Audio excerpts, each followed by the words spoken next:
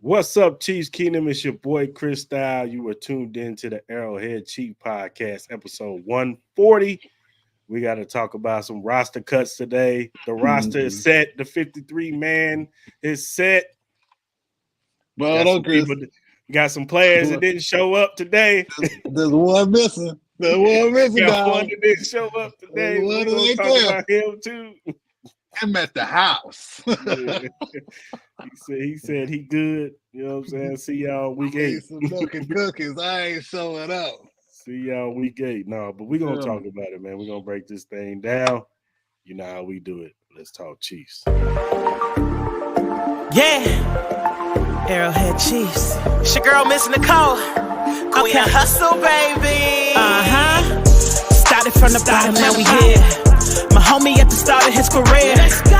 Try to warn him early, hear the truth. Tune in every Sunday for the juice. Arrowhead Chief Podcast, bringing all the news. If you missed the play, come back for reviews. Cris Style, out here rapping for the crew. Post-game highlights, go subscribe on YouTube. If you missed the play, come back for reviews. Post-game highlights, go subscribe on YouTube.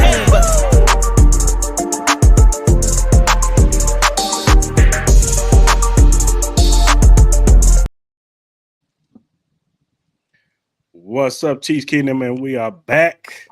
Arrowhead Chief Podcast, episode 140. Hope everybody's having a good evening.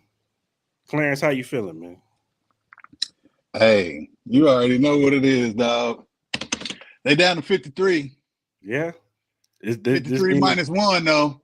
Yeah. You did? You know what that means. Regular season is here, y'all. And it's time to strap up and get ready for the season opener next Thursday.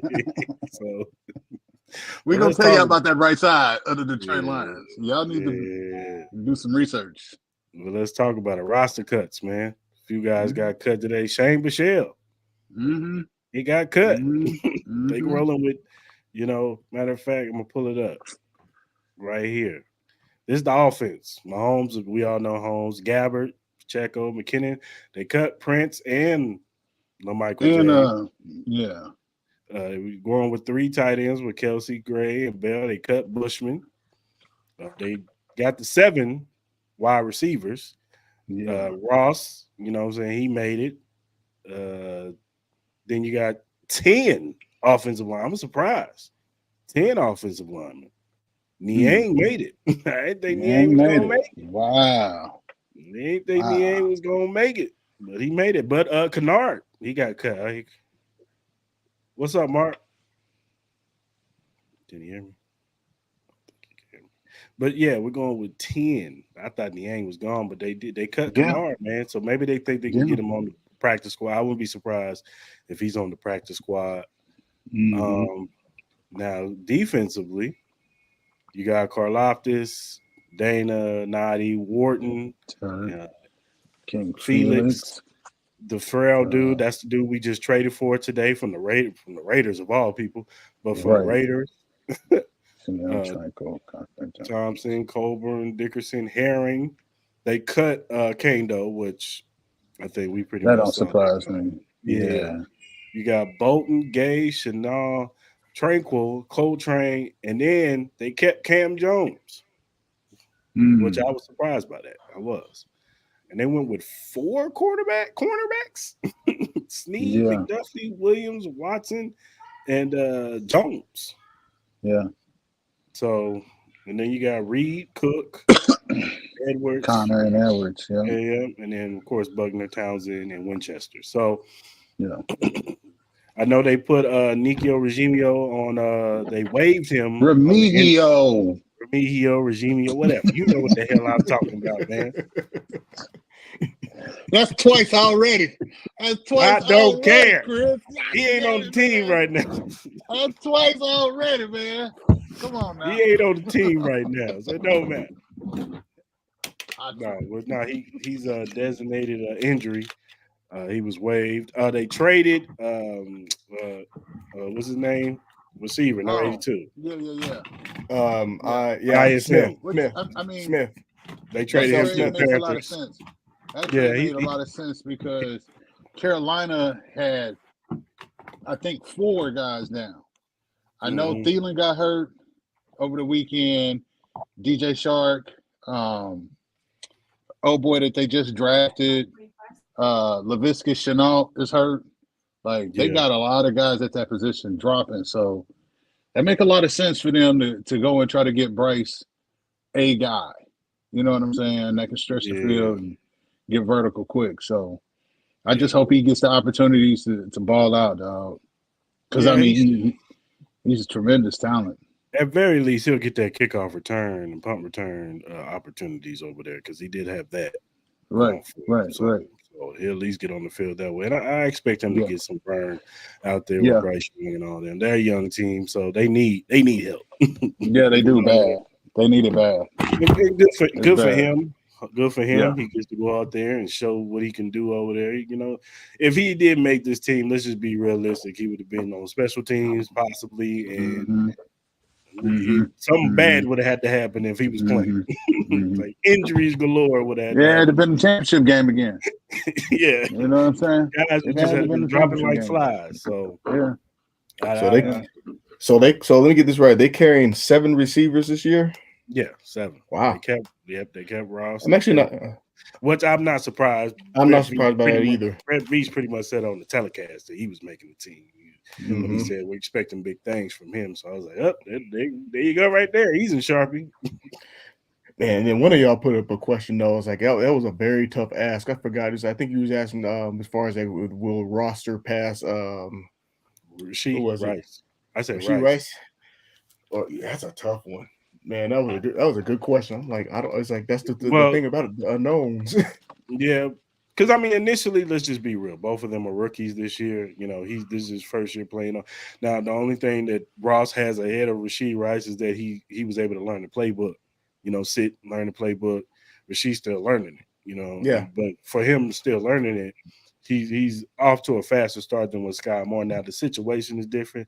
You know, Sky Moore came into a situation where Juju was learning the offense, and Yes was learning the offense. All the new receivers were learning the offense. So they're trying to learn it and teach him. So this year, all 3 of those guys know the offense, and they could teach, you know, Rasheed Rice where to go, where to be. And so he's on a faster pace. So, you know, only thing he got to work on is some hands. It's just going to be interesting with Ross, though, because like with him, it's like you were seeing him catch a majority of the passes with the 2s and 3s in the quarterback situation. So I'm like, when you got somebody like Mahomes and everything, know how to put the ball in the money, stuff like that could be a bigger problem than we even realized was going on. So like I'm actually like what I saw. I like the idea of carrying 7 receivers, 4 corners. Yeah, that's crazy. that's kind of shocking. Is it 4 or 5? 4. I thought Jones was listed under a corner, right? Is it 5? Is my math up? 1, 2, 3, 4. Okay, 5. Oh, 5. Okay, 5. That's better. Okay, that's a lot better. Yeah. What's that linebacker name, Chris? I'm just playing, man. Which one? Which the one? Second to the last one. What linebacker? Coltrane? He said Coltrane. Cochran. That's what his name. Cochran, right? Cochran. Yeah, like Johnny Cochran. Coltrane. I'm done, man. He's a famous jazz player. That's what he is. Coltrane. He's a famous jazz player. He's the nephew, even though he's white. Oh man, I'm done. But no. Keeping 10 offensive linemen was surprising to me. Yeah, that was surprising. I did not expect that at all. Special teams need coverage, tacklers. I think we got that pretty much. Oh no, I think the reason for carrying that, I think that it seemed like they still has some uncertainties though. To me, that's just what it kind of tells me. Was they carrying that many.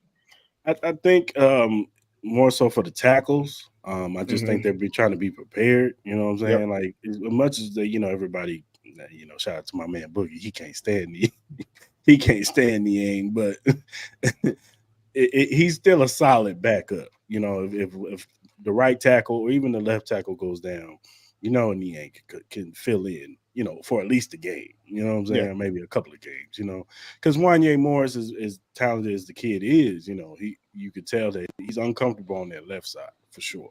Right side, he holds it down because that's where he played mostly when he was at Oklahoma. But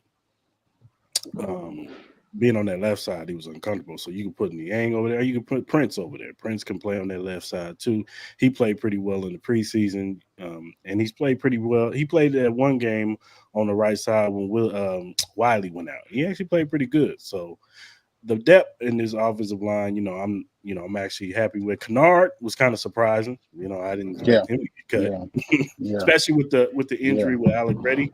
I don't know how severe. Maybe the severity of that injury is not as bad, so maybe that's why they felt comfortable cutting him. But I could see him making it through practice squad, though.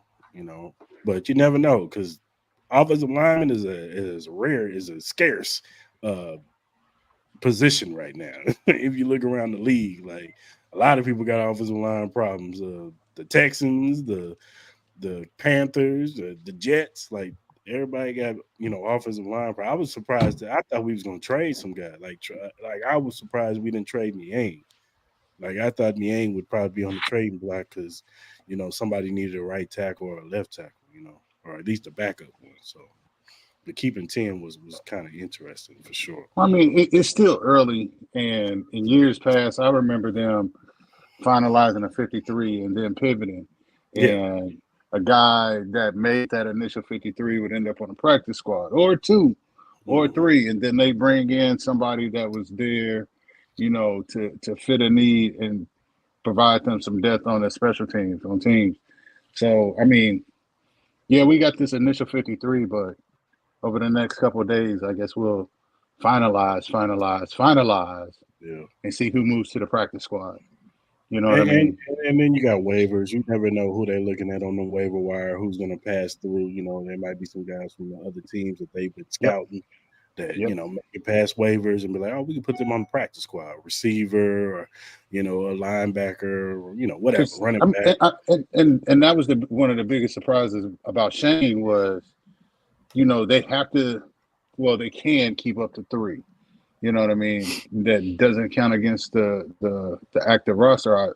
If I understood that right, you know what I'm saying? Like, why let him out the building? Yeah. Yeah.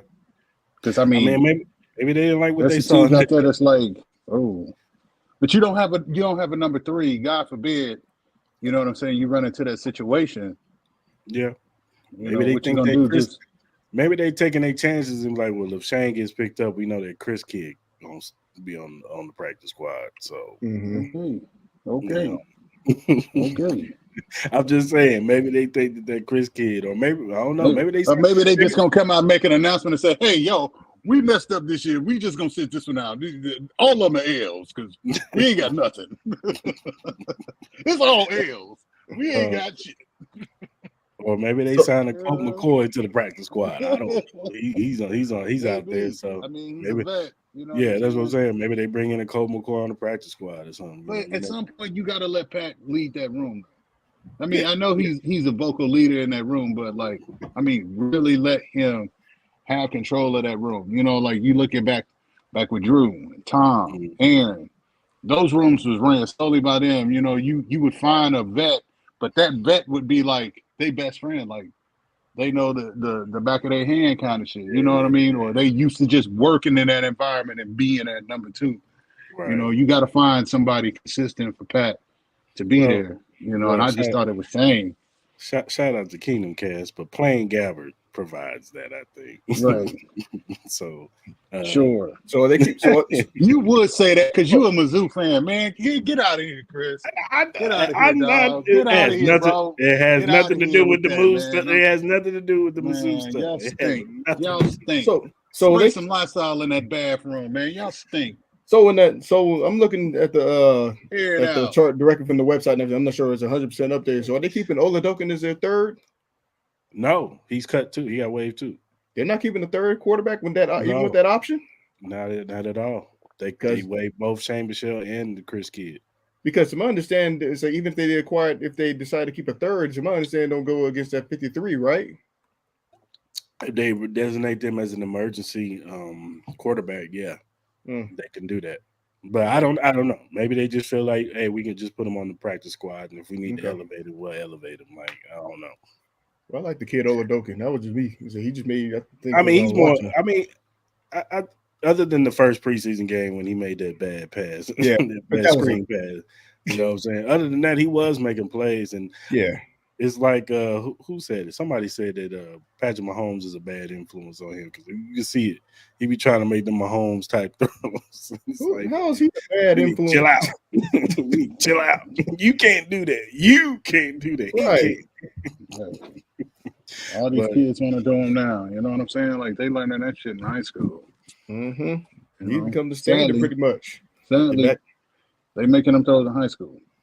Yeah, that's what it is now. Back then it was Manning, it was Breeze, it was Brady. So now you got, and then before that, that was when you had the Montanas and all that. It's like, you had the pocket pass and stuff like that. Now you just gotta look at it. Even before Mahomes, I think it was kind of question marks as far as people were kind of trying to tailor with Lamar Jackson because he was a scrambling quarterback. But now Mahomes is kind of like more of the complete package with it. He's that guy. Right. Well, let's talk about the elephant in the room, y'all. Chris Jones.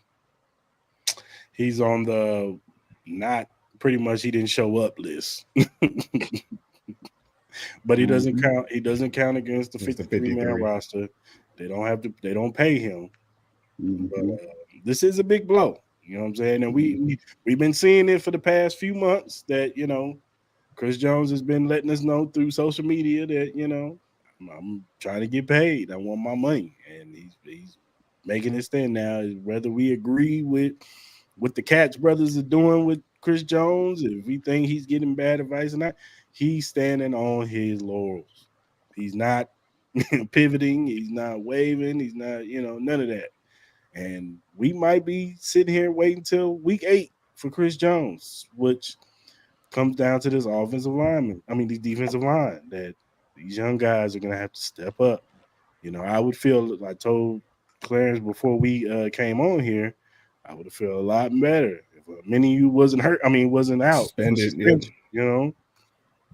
I would feel a lot better because that last preseason game, it was almost like he was like, I'm gonna give y'all a little glimpse what y'all gonna get with me. And just him and Chris Jones next to each other on that defensive line would have been something with George and King Felix coming off that edge because Felix has been showing, he's got some moves, as far as coming off that edge, and George looks like he's taking a step forward too. So it's gonna look like that George Karlaftis and the Danas and these guys are gonna have Turk Warden. They're gonna have to step up, man, until Chris Jones show up, because if not, it's gonna be a long day for these linebackers and corners. So what are your guys' initial thoughts on this news with Chris Jones, man? Go ahead, Mark. It's kind of similar as far as like when we're gonna have like the word not stagnant one looking for, but we have missing pieces in the beginning of the season. That's typically how it went, where we were missing one or two. First it was McDuffie went out, then we lost Clark for a couple of games, then Willie Gay got into it and he was suspended for a couple of games. The first 8, and so we talk about possibly the first 8. Well, just looking ahead with those 2 missing, they're very winnable, but ideally around week 7, week 8, somewhere around there, you guys want to be firing. They want to be firing at all cylinders. So they should be able to get some momentum and stuff like that. So we're probably talking about 1, 2, 3, 4, 5, 6, 7, 8. So he'll be back. He'll be back in time. Hopefully he'll be back for the Dolphins. Yeah. It's like if my math is correct, it's kind of counting down everything. I think looks like he'll miss both the Broncos games and everything. I'm not sure how significant that's really going to be, but typically with division games, those are kind of tricky, stuff like that. But the Lions is actually going to be a pretty good it's going to be a good eye test for that defensive line to see what we get. That's going to be very interesting to see how that looks. It's like we have no Jones, no Menahue, so they better be on. I expect them to be on it. They're going to have the adrenaline and stuff like that going. They're going to be doing the banner drop and all that stuff. But that could, it's like Pat Mahomes is going to be Pat Mahomes. But realistically, if I'm going to call it early, just kind of like see how it is, I expect it going to be a high scoring game early. Yeah. Unless the secondary, they continue to show, because sometimes, when we go to year 1 to year 2, sometimes it's a little shaky. But as far as like the defense, I'm probably the most confident in that. As far as like in the position group, as far as I'm looking at, I got a lot of confidence in the linebackers. So I think we're going to see some interesting things, like as far as with coverages and maybe some blitz packages, see what they do. But can you completely make up a deficit for Chris Jones? No. I'm not going to sit there and a lot of us so say that that's going to be an easy task. But as far as from Chris Jones' standpoint, I mean, I get it. I mean, he do deserve to get paid. I mean, realistically, everybody talking about, Chris Jones and everything goes like, oh, he's just he's not a team player and blah blah blah stuff like that. Let's get to the reality of it. You need Chris Jones in January.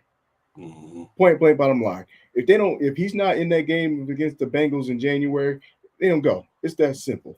Yeah. So I mean, hopefully, things get worked out, and it's going to be an interesting couple of weeks to see what some of these younger players can do. I don't expect to be anything like as far as like with the younger talent completely taking over and stuff like that, but it'll be interesting. First four, and then after a minute, he comes back, and then we got to wait on Jones. So hopefully, something come up sooner than later. Right. Go ahead, Clint.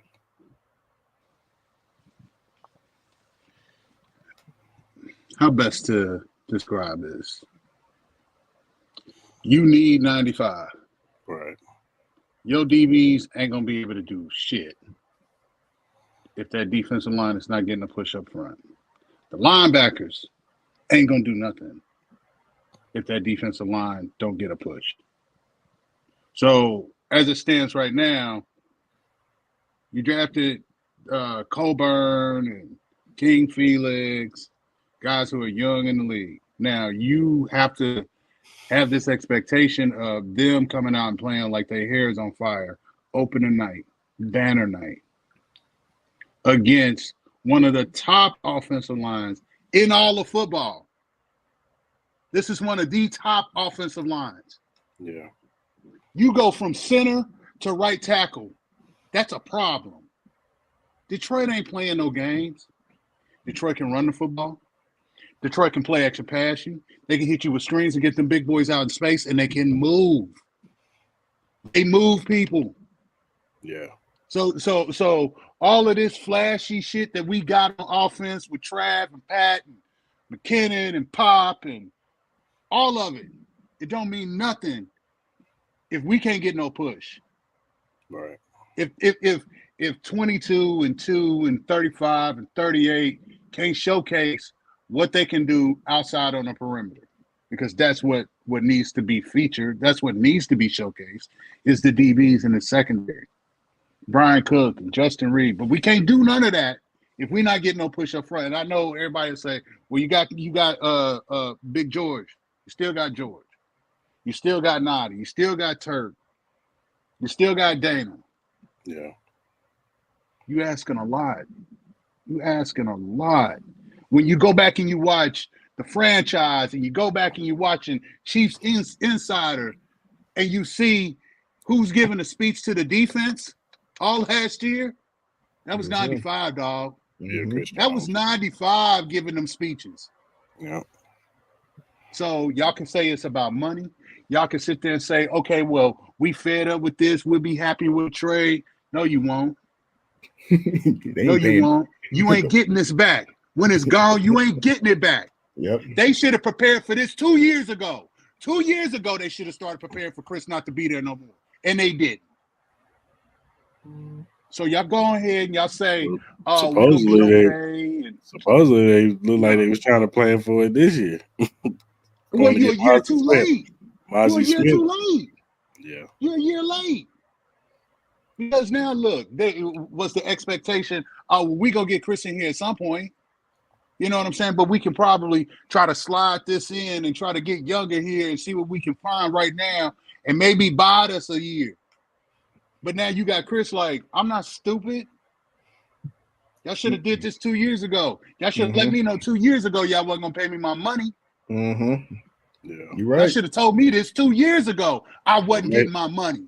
Well, maybe they thought they was gonna pay him. Maybe they thought the deal was gonna get done. How'd they fall in a situation where they ain't get the money?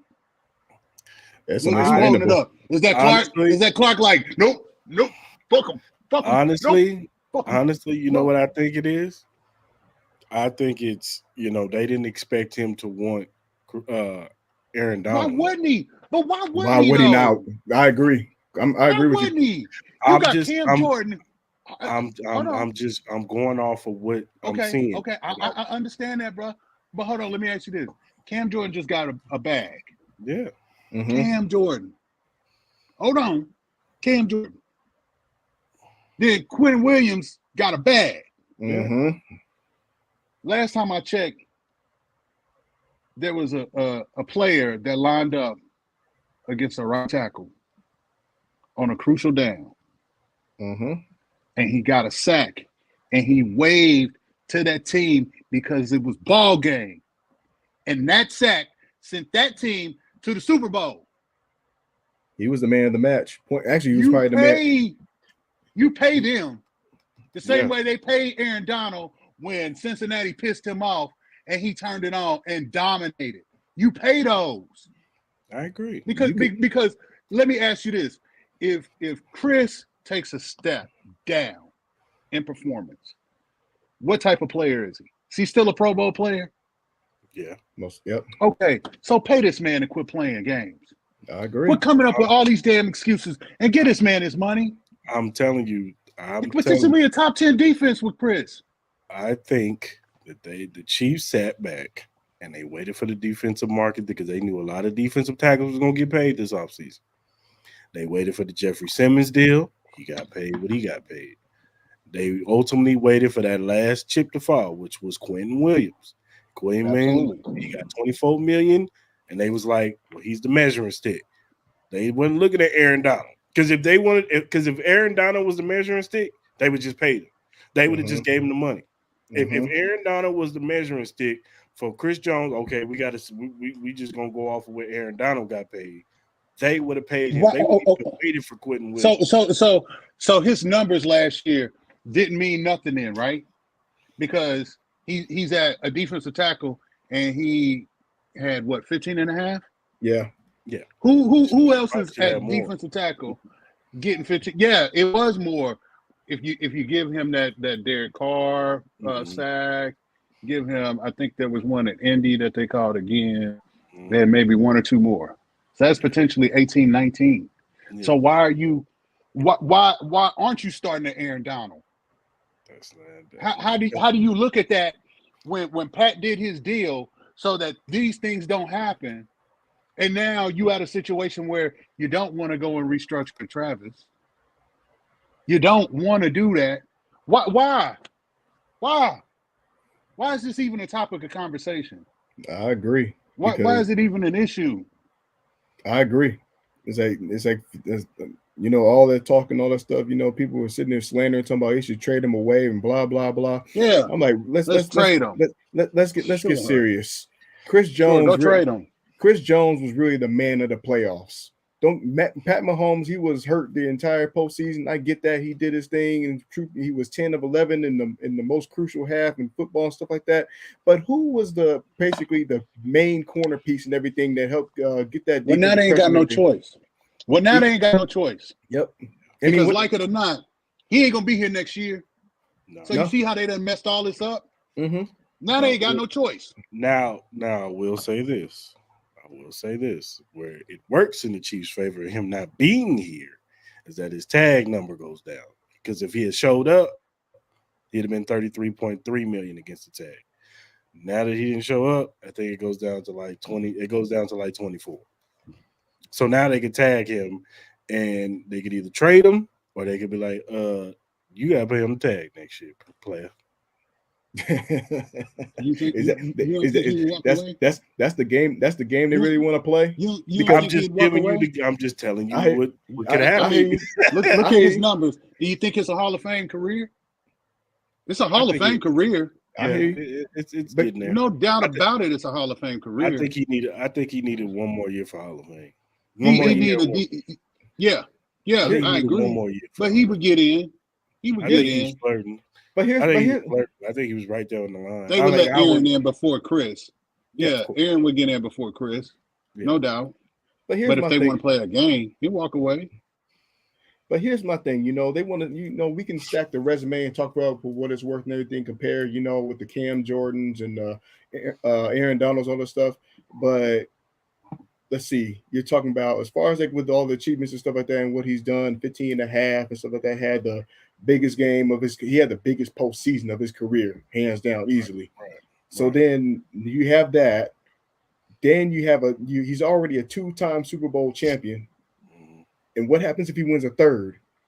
Do you really think he's gonna go for anything less? No, but here's the thing about it though, Mark, is that now that his tag number's down, now the Chiefs they don't have to just let him walk for nothing. Now they can tag him and be like, look, either you tell us where you want to go next year and we'll trade you and work out a deal. Let's say Chicago. Chicago really wants you. Come get him. San Fran. We want that number 1 pick. Let him go play with Bosa. Hell, they barely want to pay Bosa right now. You think they're gonna pay? They're gonna pay him. They're gonna pay Bosa, especially when they just signed Hargrove to a 3-year deal. Even so, from a dollar point of view. But here's the thing though, from the man of the defensive room, this is the stuff that you just don't do. You don't. It's absolutely foolish. You really don't. Like, we're talking about so who's the next guy to be in line as far as to be that voice? Bolton? How do you, as a team, how do you as a franchise say, well, we're going to start you at Quentin Williams? Because we feel like you're closer to Quentin Williams or old ass Cam Jordan. No disrespect, he's still balling, but I mean, Chris is better than Cam. But I don't think they compared him to Cam Jordan because he's an end. No, I'm saying they started this at 24 million, and they figured somewhere between 24 and 27 would make Chris happy. Yeah. When Chris is above 27, because where was he ranked amongst the players this year? He was number 1. Mm-hmm. I mean, he's number 10 on the what's his name on the list, top 100. On the top 100 list. He was ranked number 10. Yeah. Pay that man his bread. Run him all that. I agree. Run him all of that. I agree. And if you call him selfish, you don't have no sense of what it's like to play in that league. You don't know what it's like for them to have to show up every Sunday, Monday, Thursday to entertain your ass. You don't know. Chris Jones. It take a lot. Chris Jones knows his worth. He's earned it. And he should stay home until they pay him what he worth to let him go. And if he gotta go, that's on the Chiefs. Hell, it's not guaranteed they should go to the Super Bowl every damn year anyway. You got to evolve and get better. So if they don't go because they messed this up, lesson learned and get better and move on. Yeah. It is what it is. And it's like I've been telling you, Clarence, and you know, everybody on this pod. Remember what I said? I said that this offseason was they kind of pivot on the type of defensive ends that they drafted this year. This wasn't the typical defensive ends. This wasn't the Spags bull rush defensive end. They went and got speed rushers with Felix, with BJ Thompson. You know what I'm saying? Those types of guys. Those are speed rush guys. Those are bendy type. They're nothing like George Karlaftis. So maybe this is their way of pivoting. I don't know. I'm not saying that it's going to work. I'm just saying this defensive line is better with Chris Jones in the middle. Bottom line, point blank. I think what tipped the scale a little bit was Frank going to Denver. I think they had a little bit to do with him digging his feet in a little bit to say, I'm not budging unless they give me what I want. I think that Chris Jones, being that he feels like, you know, he's the leader on their defense, he feels like his voice needs to be heard. I could see him being a little disappointed that they didn't bring Frank. Absolutely. I definitely could see that because it was kind of weird that when he didn't get signed, that Chris Jones kind of pivoted. He kind of started acting a little different because you heard the talks. Like it just seemed like, okay, this is gonna get done at any time now. Brett Veach was talking like that. Oh, we still optimistic. It's gonna get done. Even Chris Jones, you know, at the SB, he gives a shout out to Brett Veach. He gives a shout out to Clark. Like everything seemed like it was cool. And then all of a sudden, when Frank Clark goes to Denver, it was like, and I'm not saying it was totally the reason. I think ultimately it's money. Let's just keep it real. It's money. You know what I'm saying? Because if Frank Clark is gone, but they say, yeah, we'll give you $30 million a year, I don't think we have a problem right now. We're not even talking. No, Chris absolutely Jones not. is on the team right now. So I just also it might have a little bit to do with it that, you know, he feels like his voice is heard. And look, it's clear that the only voice in that room that matters is 15. And what 15 want, 15 gets. If 15 told them we keeping Justin Ross, guess what? Justin Ross is on the team. You know what I'm saying? Like, it is what it is, man. Like, at the end of the day, it sucks that 95 isn't here. But at the end of the day, just like Andy Reid said, the game moves on, and we just gotta, you know, hope for the best, man, for these next 8 weeks on his defensive line. You know what I'm saying? Like, you know, if that, you know, he might show up earlier. You know what I'm saying? If that, but whenever he shows up, hopefully we're in a good space and he's ready to go for the second half of the season. Like, we just gotta look at it like Chris Jones is injured and he's day to day. You know what I'm saying? I just think with the Chiefs, though, is like with him not signing, you know, them not getting his business taken care of with Chris Jones, it really could have opened up a window where you could have found ways to preserve the Mahomes and everything, and him not to have to throw and all that stuff. You know, the offense is going to do what the offense do, but it just takes off some of the pressure, stuff like that. And that's what the defense, you started to see that throughout the season. They started to progress and get better. They took off some of the pressure off the offense having to score, because the defense, especially when those first rounders and everything, they were clicking earlier than expected. And it bought them some time, and you know they didn't have to worry about putting up 30, 40 points every single time.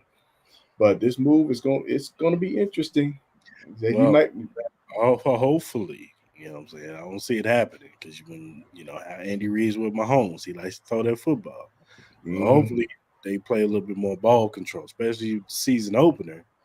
You got to keep that offense on the sideline, man. Yep. You can't let.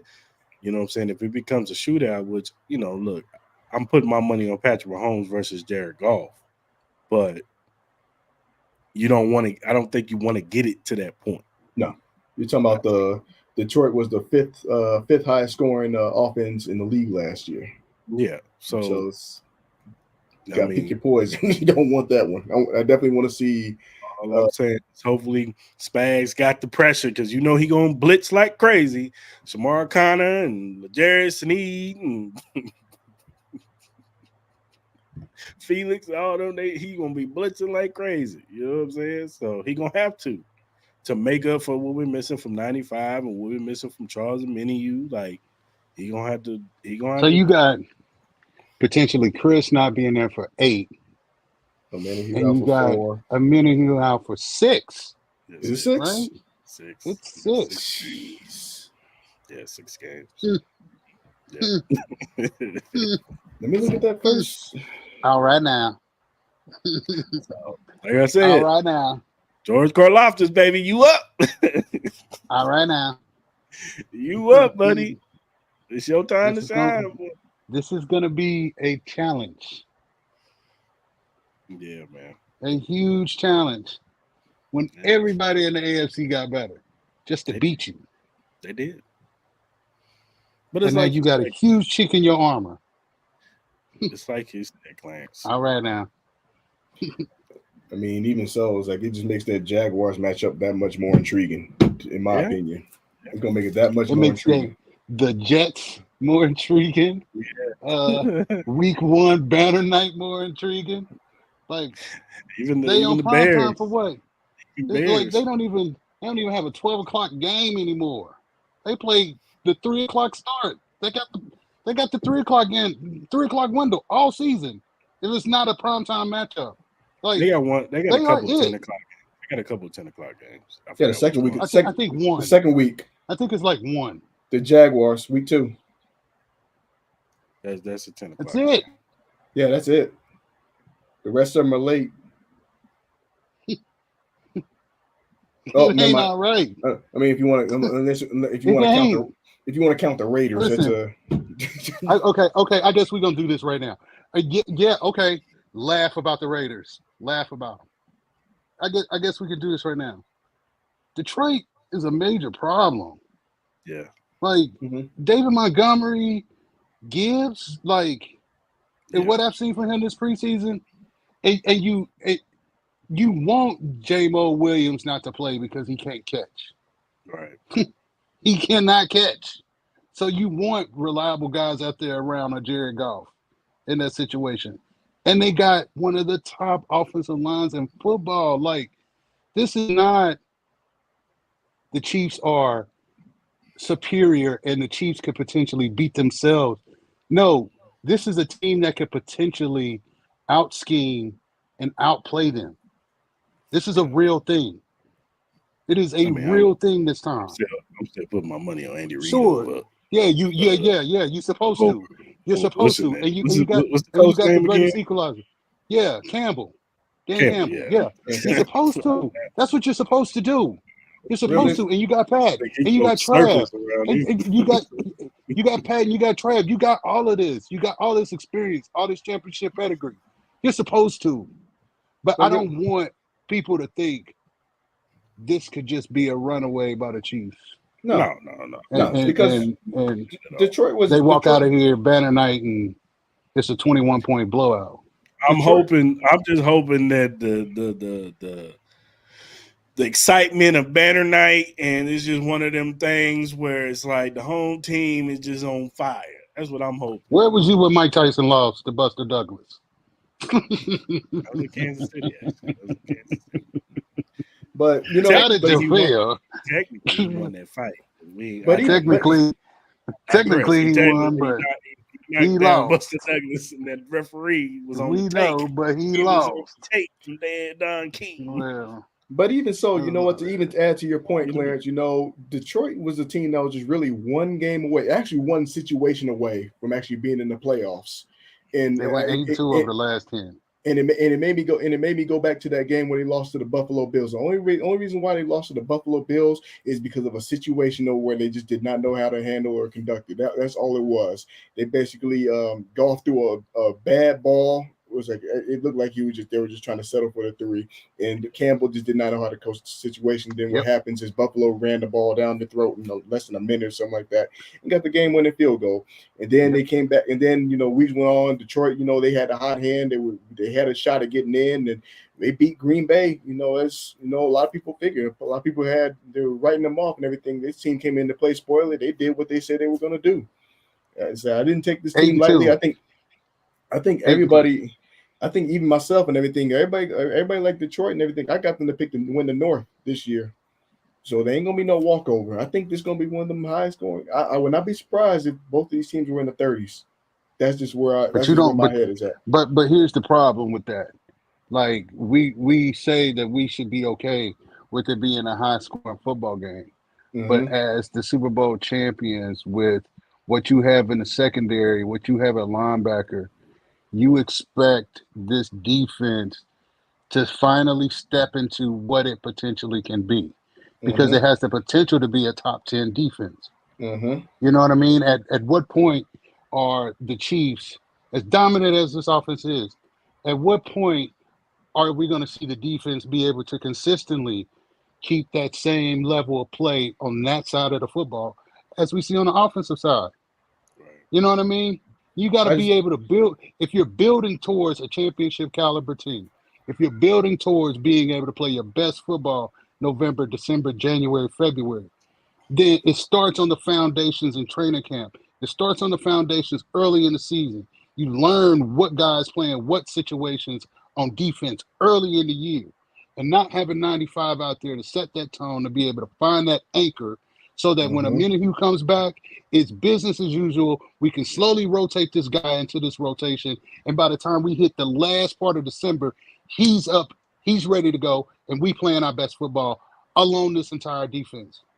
And that's what's missing right now. Typically, how the trend has been not being there. Yeah, but even so, typically the trend over the last 2 years, how it's been, is that the defense will kind of get themselves situated about mid-year.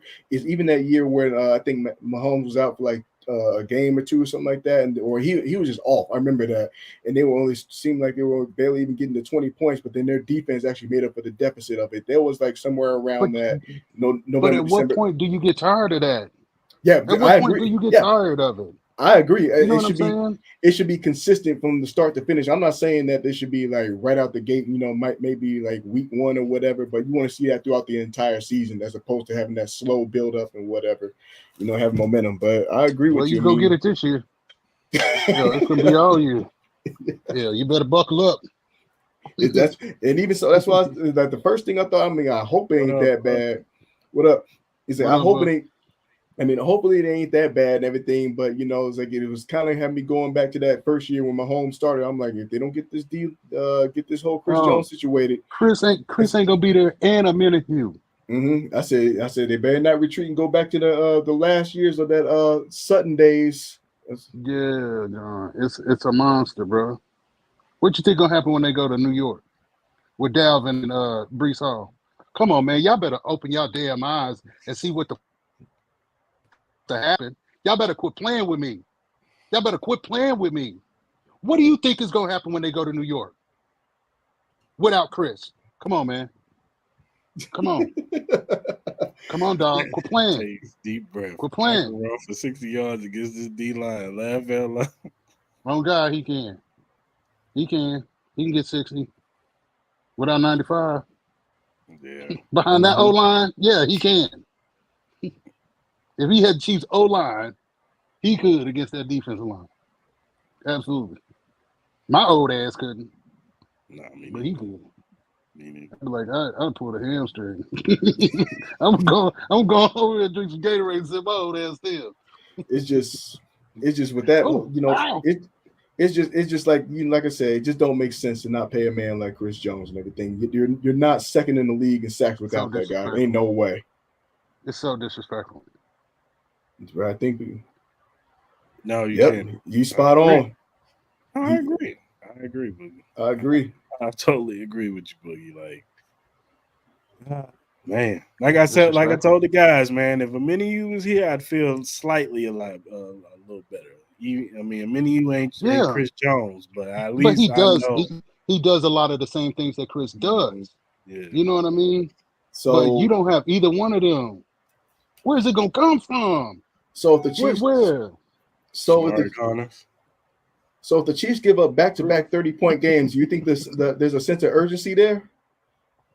Huh? If the Chiefs were to give up back-to-back 30-point games, you think it's gonna be they might Spags gonna have to look. Spags finna pull every exotic blitz he got out his ass every week. That's the only way they're gonna generate this pressure. He gonna have Winchester out there blitzing. You know what I'm saying? Actually, you know what? Now we snap that ball and go. But you know what? On the edge. But you know what? You know what would actually be the turning point, I think, though. Say, Gren, we have our reserves and everything. Depending on what happens, I think the Jets game is going to be the turning point and determine what kind of sense of urgency if they move on it. Yeah. You don't want to get to that Jets game without Chris Jones. They're going to have. The way they're rolling the dice, they're going to. Listen, bro, they got Dalvin Cook, Brees Hall, Michael Carter. Yeah. You got Aaron Rodgers. Garrett Wilson. Cole on that team, bro. Cole gonna be hyped up. He gonna be hyped up when he play up in New York. Tight end. Yeah, man. You don't want to get to the Jets with this roster without Chris. You don't want to do it. That's what's gonna happen. It might happen. That's what I believe. I'm telling you, Chris might be like, dog, I see y'all week 8. That's what I think. For real. And then even then, let's say he show up for week 8. They don't guarantee he gonna play. No, they gotta rev him up. Mm-hmm. You're gonna have to probably how Andy Reid is. You're gonna have to get some practice in first. It could be week 10 before he play. Yeah. They could be 6-4 by that point. It could be. They could be 6-4. They don't want to run that. Third place in the West. All I know see it? Whoa. Can you see it? Could you see it? Hold on. Could you see it? Okay, let me pose the scenario. Hold on. Let me pose it. So the Chargers start out 7-3. Okay. Denver is Or Denver or the Raiders are tied for second. Okay, so we could be tied with one of them at 6-4. Broncos is dropping like flies. I'm saying one of them. Russell gonna throw it to either them or the Raiders could be tied with them at 6-4, while the Chargers are sitting at 7-3. Yeah, it's a reality. It's not out of the scope of realism.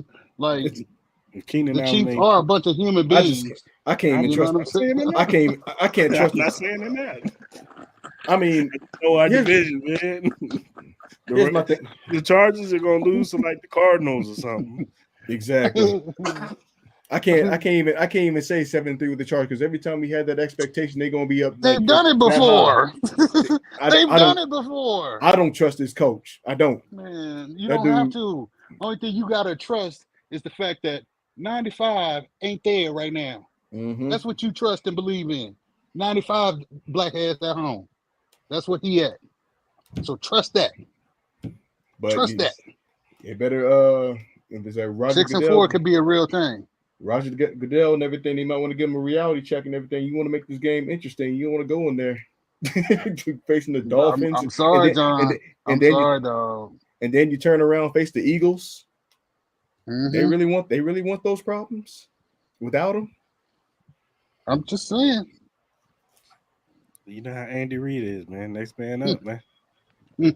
Who the next man up, Chris? I don't know. Who the next man? I don't know. Say, Coach, you sure you want to rev me up like that? My knee's still recovering. Keandre Cobra. I don't know, man. And he said, maybe the dude that we traded the Raiders for. And he said he was struggling on the black shed. So we don't believe we're ready yet, Coach. Why don't y'all call Chris? It's bad. It's bad. Why don't y'all just call Chris? He fixes all of this. Just call Chris. They at their number, man. They like, we give you 25. Yeah, you take the 25 million. Let me flush my toilet. Take this 25 million. How about this new toilet? Knowing Beach, knowing Beach, it might be 24.5. And that's the problem.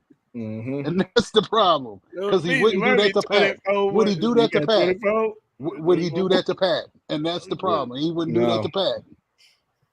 Pat tell him, take that 24 and wipe your ass with it.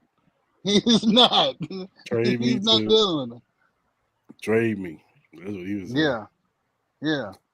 I go do this somewhere else. Mm-hmm. But Pat ain't leaving Andy Reid. No, absolutely not. He's not leaving Andy Reid. So I'm not worried about Patrick Mahomes leaving the Chiefs. But yeah, 95 should be getting paid right now. Mm-hmm. It's a tragedy. It's a tragedy. But only thing I can tell you, Chiefs Kingdom, is hopefully he's ready to go by second half of the season. try to get another Super Bowl out of him, and then trade him away to the Chicago Bears. You know what's going to be a reality that I wonder if Chiefs Kingdom is ready for? The fact that they may be playing the AFC Championship game on the road this year. That would actually be good. Maybe playing playoff games on the road this year. I actually want to see Mahomes. I want to see Mahomes play a road game in the playoff for once. Yeah, just that for could once. be the only reality that come from it. Mm-hmm. We'll see. We can play the AFC Championship game in Cincinnati, so we can break all their hearts. I don't. Man, let's get off the Cincinnati hype train. They get out there. They need to get out the division first. I agree. I'm so tired of hearing that and everything. It's Cincinnati's a lose. Like, yeah, we saw y'all get blown out by the Browns on Halloween where they practically had nobody. I want to hear that. Yeah. Then they still got to worry about the Baltimore Ravens who've gotten better. Pittsburgh, if they were getting hot at the right time, they just had a quarterback dilemma. That's all it was. And once they started to figure it out, they started to get rolling. Yeah. Ain't no walkover division. Well, hopefully it works out for the best, fellas. Hopefully it works out for the best. Let's talk about little Kadarius Toney, man. He got hurt the first practice training camp. Tore his meniscus. And we ain't seen Kadarius Toney since then. Now, there's been reports of their optimism that he will play week 1. He's going to practice this week. Mm-hmm. What are y'all expectations for Kadarius Toney, man? How many snaps? If he has a good practice this week and next week, how many snaps you think he gets? Hold on. Before you answer that, remember, I think my memory served me correct. Chris got money on that dude. I do. So Chris should answer the question first. Answer the question, Chris. I got $100. Come on, Chris. It's not looking good. It's not looking good. I'm already feeling it right now. I think honestly, somebody else is going to shine on that game. As far as I think Kadarius. I think he won't. He'll have his breakout game probably starting in week 2. That's just what I think. One thing I was kind of disappointed in the preseason, I wish they would have got Sky Moore a little bit more touches, get him revved up a little bit. Mm-hmm. You know what I'm saying? Get that confidence going into the season. I don't know. I just felt like they kind of did him a disservice, not at least getting him a couple catches. Like, I get it. They were trying to rest the starters or whatever, but I would have liked to see Sky Moore get revved up just to get that confidence going into the first game. That's just me, especially when you don't know what you're going to get out of Tony. So I wouldn't be surprised if Sky Moore actually had a touchdown to come out the gate of this game. I wouldn't be surprised. I wouldn't be surprised either, but I would have liked to see Sky Moore get, at least something going. Yeah. I think with him, he'll have end up with like 40, 50 yards with 1 TD somewhere in there. Yeah. Kelsey gonna get his. Pacheco's gonna be interesting to see how he comes back. How he's used, yeah. Mm-hmm. Like I said, Pacheco's the key to playing ball control. If they can get him to kind of be that battering ram, kind of the bruiser. You know what I'm saying on this. Because one thing we can say, from what we saw in preseason, was the offensive line looked like it might be better than what it was last year. Yeah, it might be upgraded. So that'll be yet to be seen on week 1 because Aiden Hutchinson is coming in town.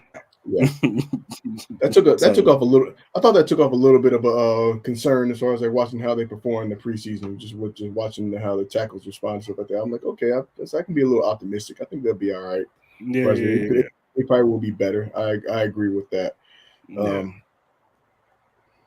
I'm not really the offense. I'm not worried about. I'm never going to be worried about the offense with Andy Reid, Patrick Mahomes, Travis Kelce, and these young receivers that we've seen that they have skills, and they usually. I know Andy Reid can scheme them up and get them open. So I'm not worried about the offense at all. Of course, it's the defensive line. That's going to be the major concern going into this first game, and the rest of the season is going to be this defensive line. But offensively, I'm not worried about it. I think each week is going to be it's just like last year. It's going to be somebody different. One week we might get an MVS game. One week we're going to get a Sky Moore game. One week we might even get a Justin Ross or Rashid Rice game. You know what I'm saying? Mm-hmm. Like, might even get a Justin Watson game. We might get one of them.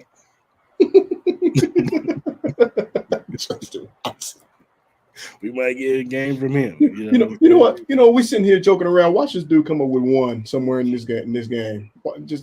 It wouldn't surprise me because you typically. I'm not holding my breath. I'm not holding my breath on Justin Watson. Typically, the players I had the least expectation for, all of a sudden they show up and have a. I'm not holding my breath on him. He might. Of course, everybody has a catch here and there. Yeah, like, it is what it is. But a string of catches, no, I don't. No, this dude will have that one touchdown for like 9 yards and everything, but the bottom line is he got a touchdown. That's probably what happened with Watson in this game. I can see that he's going one of them. One catch for 1 yard, the game-winning touchdown. Chiefskingdom's going to be like, well, remember week 12 when he got that catch? It's like, dude, those are the same ones. This game? Those are the same ones that y'all believe in Sorensen. Win this game?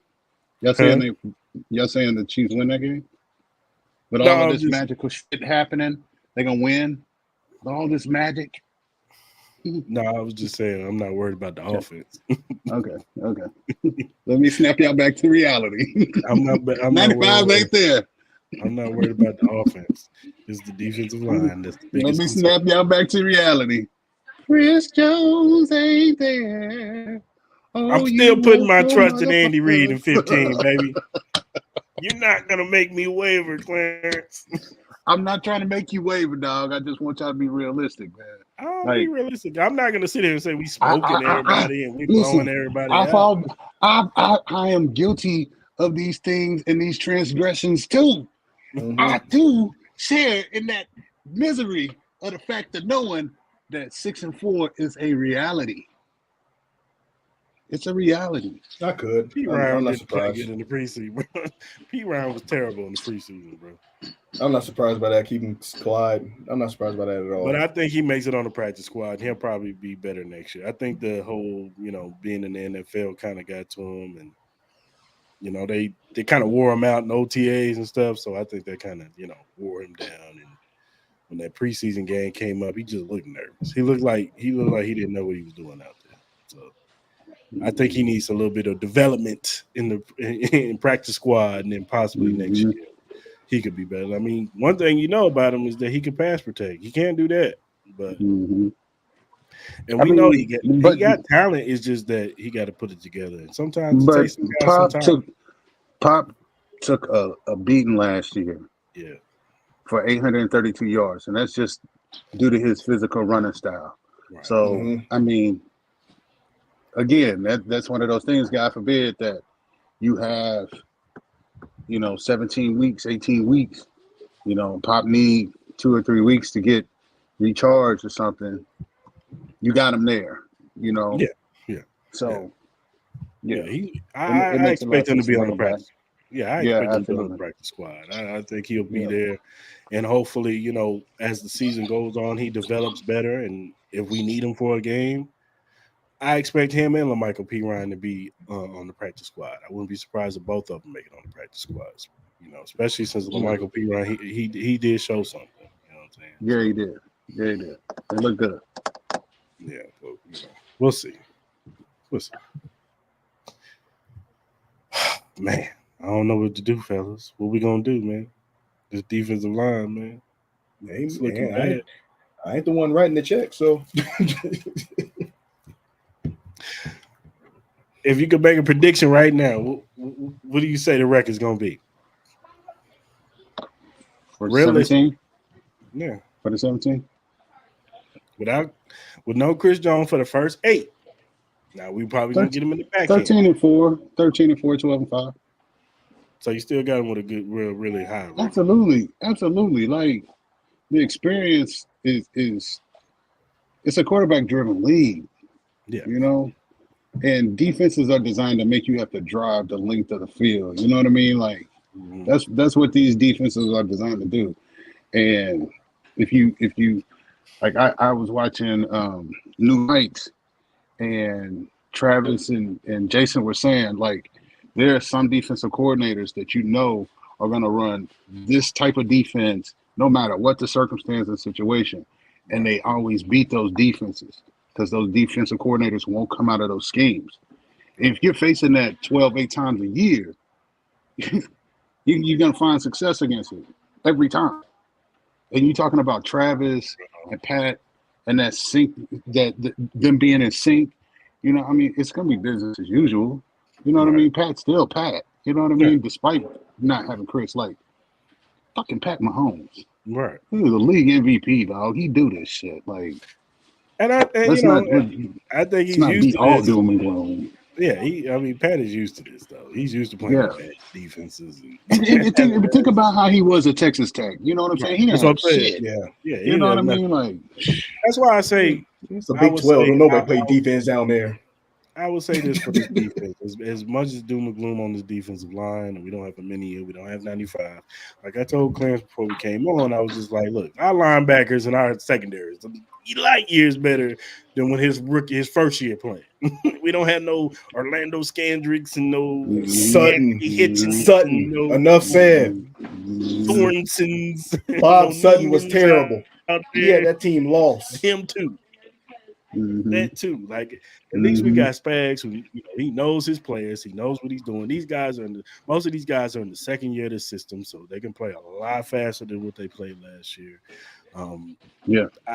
Justin Reed and I think some of the other guys, Nick Bolton, I think they're going to have to step up as leaders, definitely on this defense and rally the troops and just be like, look, until 95 get back here, man, gotta hold it down, man.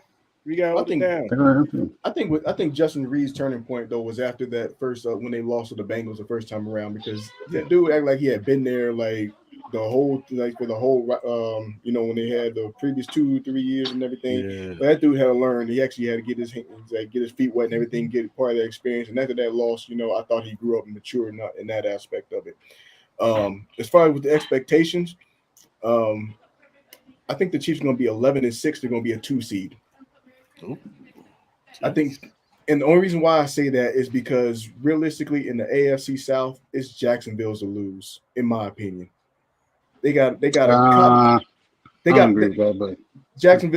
mean, that division down there ain't nothing impressive. If Tannehill can get on point with D-Hop, and if Treylon Burks can take a next step, and if Derrick Henry is Derrick Henry, I got Jacksonville winning that division, and I agree with you, Mark. Talent-wise, on paper, it should be Jacksonville's division to win. But I'm never going to count out Vrabel. Vrabel always going to coach them guys up. And, as much as I make my bones against Tannehill, I think Tannehill is never going to be able to eat. Like, everything has to be perfect around Tannehill for him to win a Super Bowl. But I will say this. If D-Hop still has some left in the tank and he can get on point with Tannehill, and like I said, if Treylon Burks can take that step in his second year, I still think Tennessee could be right there with Jacksonville. I wouldn't be surprised if they split. I wouldn't be surprised if they split this year. Absolutely. I hear you, but it's like for me, I just have Jacksonville like that. It's like regardless and everything, as far as with the whole takes on Tennessee and everything, is Jacksonville's to lose. That's just the way I'm seeing it. I agree. Yeah, I think because the bottom line is that even if Tennessee were to they'll be the wild card, so they'll be a 5, 6, 7, so they're gonna be somewhere in that mix. But I think just kind of like seeing how everything's gonna look like it's gonna unfold. Jacksonville probably set up to be a 1, and I believe Trevor Lawrence is going to be the MVP because I think Trevor Lawrence throws a lot of turnovers. I think it'll get fixed. I honestly do. I think it'll get fixed, baby. Calvin Ridley. Did you see him throwing them picks in the preseason? I ain't worried about that. He threw some picks in the preseason. I ain't worried about that. I'm not worried about that. I think I said the only way Pat Mahomes. Let me ask you this: when the Titans were running us out, what did they do and do well? They run the football. And what else? Well, I mean, you got to be able to throw the football. Look, you got to put Tannehill out in space on the boot. You got to have good tight ends to be able to attack the seams. You got to have good wide receivers to run in routes and slants, and to be able to run block. And the way that this offense, the formations that they're calling with the motion from the fullback to the tight end and the tight end in motion and flexing out, like Tennessee is getting back to what they did when they was winning the South. So it's going to come down to, in my opinion, who's healthy in the South. Yeah. It's going to be between it's going to be between Jacksonville and Tennessee. If Tannehill could stay healthy, then they could be right there. But I don't think it's a matter of him being healthy. I just like Tannehill is one of those. He's a flake to me at times. I just don't know which one you're going to get, and just like I have to go off. They won a number one. They locked up a number one seed after Derrick Henry went down. And Tannehill was still the guy. Y'all love talking about the past and everything, but as far as like with recent history, I'm not buying it. I'm not. Last year they was good until he got hurt. That team, they just look lost. It just look like a lost cause. At that now, point, I was like Tannehill, Harold Landry's coming back, and if Tannehill takes a step, if Tannehill looks like trash this year, then yeah, Jacksonville is there. Well, it's not even just him though. I think Vrabel coaching for his job this year. I really do. No, I think so. I think so. They love Vrabel in Nashville. You need to go and watch some of them cut-ups, man. Like Vrabel has the pulse of that team. He was able to allow for one of his assistants to coach his preseason. Like a coach that's coaching for his job doesn't get that kind of flex. Like they love Vrabel in Nashville. Like you and what are you going to replace him with? What is Rand Carthon gonna go out and get that matches that level of intensity that he wants after leaving San Francisco? But Vrabel. You can't go nowhere but Vrabel. Well, if the record don't show, that's all I'm saying. It's like we can kind of predict and believe and all that stuff. You know, it's still so many holes and stuff like that. It's like, but didn't it take Jacksonville until the last week to get in the postseason last year? It did. It did. Okay. Against Tennessee, right? Yep. Okay. That's your closing argument? Yeah, absolutely. Okay. Absolutely. Okay. No, but I do expect Jacksonville to be better, especially with Calvin Ridley out there. I just don't have mercy. I mean, you saw it already. See that catch Calvin Ridley catch? Oh Lord, that's what I'm saying. Lord. They're gonna be light years better with Calvin Ingram and Christian Kirk and Tank Bigsby. Lord have mercy. That's why I think. That's why. That's why I almost was like looking at the schedule and everything going into week 2. I'm literally at the point where I was like, I might have considered flipping that to a possible loss for Kansas City, going on the road. Well, I think I picked that as a loss because going out to Jacksonville, it's hot. It's hot that day.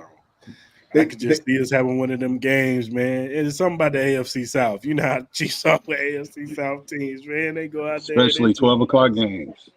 They go out there, Pat and them just be looking like, man, let's have them get that. That remind me of that one time when they went down to Tennessee. They went out there and just got blanked, smoked. Andy Reid, like he brings out the C sheet, like, man, we're gonna run these plays and get the hell up out of here. Hopefully, we can win. If we don't, oh well. I mean, the good thing about bringing out the good stuff.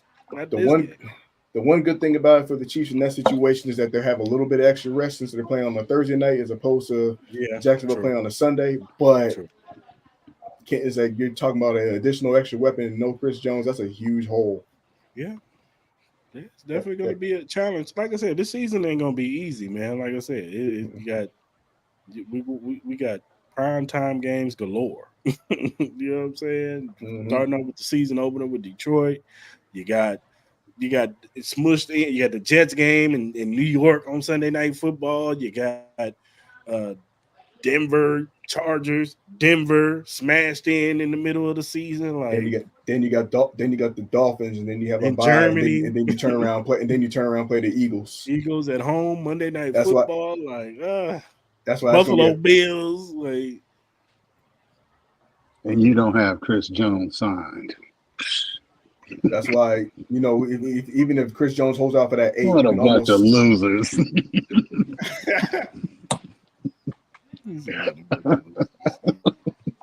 I'm just joking, man. That's gonna be tough. We're gonna be all right, man. We're gonna be all right. Yeah, that'll be all right. I mean, they got to play the season now. It don't matter. We still going 14-3, baby. Yeah, I say 13-4, 12-5, somewhere in between there. Yeah, we still winning this division, right? Y'all still got Yeah. I mean, Chargers are Chargers. I will say the Raiders look good in preseason though. Jimmy G don't lose. Raiders always look good in preseason. The truth come out during the regular season. They can go undefeated in the preseason and be trash. That kid ain't in no condom. But Jimmy G doesn't lose. I do realize Jimmy G. I like Jimmy G. Clarence. He don't lose. That Aiden O'Connell kid look good, man. I don't know. I totally agree. If Jimmy G goes down, he ain't getting his job back. No, he not, and he won't need to. But Jimmy don't lose games, man. So we gonna find out. The only thing is Jimmy G ain't got that. He ain't got that San Francisco defense. He can't throw it deep. We get it. But he doesn't turn the football over. He's a game manager. That's it. And if he had, there is no game manager in the NFL. That's all he is. He's a game manager. That's all he is. That doesn't exist. He's a game manager. He's a modern game manager. If game manager existed, sir, then 1, 2, 3 of us would be playing in the NFL at quarterback. What in the world that got to do with anything? But I'm just saying he's a game manager. Game manager doesn't exist. Yes, it does. He's a game manager. That's a bullshit title. Because you couldn't play 17 weeks in the NFL. Chris couldn't. I couldn't at that position. And be able to make them throws. What we got to do with the equation? And be able to make them throws. And be able to make them throws. Could you throw it out? And put it and be on time with it? Could you throw a deep end route? They professionals, but all they try to do is just do the bare minimum. And that's all he does. He should be on time with a deep end route. They're gonna depend on Josh Jacobs. Exactly. That's gonna where the offense and Devontae Adams. Jimmy G is not the answer. Play action pass. A lot of play action pass. They're gonna try to get Hunter. And when you're doing that play action pass, what do you get? You get a lot of single coverage, right? Yeah. Sure. They're gonna be all right. They still gonna lose. Right. They're the Raiders and Josh McDaniels. Exactly. That's I had McDaniels going out by week 8 anyway. Think he's fired? Yep. He's a terrible coach. I think he's fired by the end of the season. Yeah, everybody if they ain't folding, whatever. No, the Raiders suck this year and they get Caleb Williams. He might keep his job. He might keep his job. Mark Davis might be like, you know what? The only exception to that. Caleb Williams. The only exception is if the quarterback went down hurt, you know, and it was a situation that couldn't be controlled. That's the only way it happens. Other than that, ain't going nowhere. The Raiders gonna mess it up. They'll never get into Caleb Williams. They're gonna go 7-8 or something like that and mess it all up for them. No, the Raiders will win 7-8 games. 7 or 8? They're good for that. Yep. The Raiders. Yeah, I think they won 7 games. Oh, I'm going under on that one. I think they got 7 games in them. 7, 8 I'm games. going under on that one. I think Denver's going to be the worst team in this division. I agree. Denver, I have no idea what you're going to get with them. I think Denver wins maybe 5 games. No, with Denver, with Denver, I trust their defense more than I trust the Raiders' defense. It's like the problem is like with but you still got to score points. But I will trust score points. I still trust a good defense over. I'll trust a good defense over. It's like over a medium. Over what? I just don't. Over what? Over what? I don't believe in the Raiders will get 7 games. I don't believe. But you believe in the Broncos? They're deep. I think if they just keep it low, that's all they'll do. That's all they gotta do is keep it low. They kept it low last year, Mark. Do you know the stat last year? If they had scored 18 points last year, I know the stat. I know the stat. They ain't scored. I know the stat. Jerry Jeudy out for 7 weeks. Tim Patrick hurt. All their receivers dropping like flies. Now they got Courtney Sutherland and Greg Dulwich. No, that's cool. No, Williams in the backfield. No, that's cool though. I can't wait till we have this conversation though. We'll come week 2 with everything between that. Greg Dulwich out there, like with y'all don't want to believe in the Raiders so bad, and y'all don't want to believe that. I ain't going today. Going to the playoffs. I'm still standing behind. I'm still standing behind the Jets will be 0-2. I'm still standing behind that too. I'm still standing behind the division, baby. I guess this concludes this episode of Arrowhead Chief Podcast. Mm-hmm. Right. Jets winning this division. Yeah, they finna wrap that up. They gonna win that. Buffalo taking a step back. Yes. Vaughn is not even ready to go. Vaughn ain't even ready to go. And they don't have a running game in Buffalo. They still haven't identified it. Nope. What do you need to win the NFC East or the AFC East in November and December? You got to be able to run the football.